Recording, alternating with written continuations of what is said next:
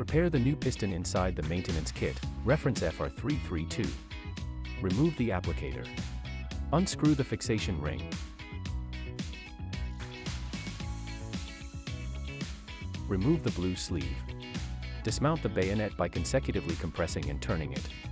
Remove the piston that will be discarded. Remove the new piston from the plastic housing.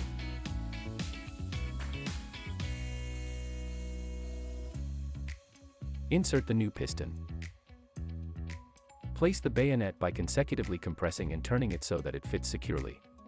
Place on the blue sleeve and the fixation ring.